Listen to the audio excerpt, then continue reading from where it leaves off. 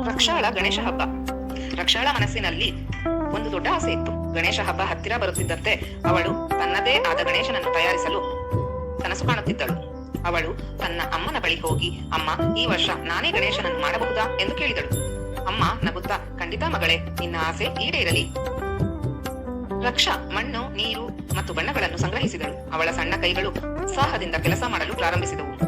ನಿಧಾನವಾಗಿ ಗಣೇಶನ ಆಕಾರ ಮೂಡಿತು. ಸೊಂಡಿಲು, ಕಿವಿಗಳು ಮತ್ತು ದೊಡ್ಡ ಹೊಟ್ಟೆ ಎಲ್ಲವನ್ನೂ ರಕ್ಷಾ ಪ್ರೀತಿಯಿಂದ ರೂಪಿಸಿದಳು. ಗಣೇಶನಿಗೆ ಸುಂದರವಾದ ಕಣ್ಣುಗಳನ್ನು ಮತ್ತು ಮುಖವನ್ನು ಬಣ್ಣದಿಂದ ಅಲಂಕರಿಸಿದಳು. ಅವಳ ಗಣೇಶ ಈಗ ಜೀವಂತವಾದಂತೆ ಕಾಣುತ್ತಿದೆ.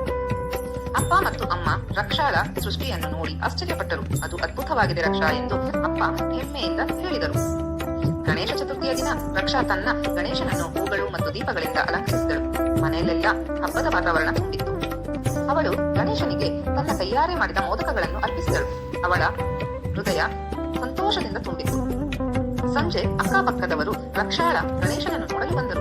ಎಲ್ಲರೂ ಅವಳ ಪ್ರತಿಭೆಯನ್ನು ಮೆಚ್ಚಿಕೊಂಡರು. ರಕ್ಷಾಳ ಗಣೇಶ ಹಬ್ಬ ಅವಳ ಜೀವನದಲ್ಲಿ ಎಂದಿಗೂ ಮರೆಯಲಾಗದ ಹಬ್ಬವಾಯಿತು. ತನ್ನದೇ ಕೈಗಳಿಂದ ಮಾಡಿದ ಗಣೇಶನೊಂದಿಗೆ ಅವಳು ಪಡೆದ ಸಂತೋಷ ಅಳಿಸಲಾಗದ್ದು. ಗಣೇಶ ಹಬ್ಬದ ದಿವಸ ನಿಮಗೊಂದು ಈ ಚಿಕ್ಕ ಕಥೆ.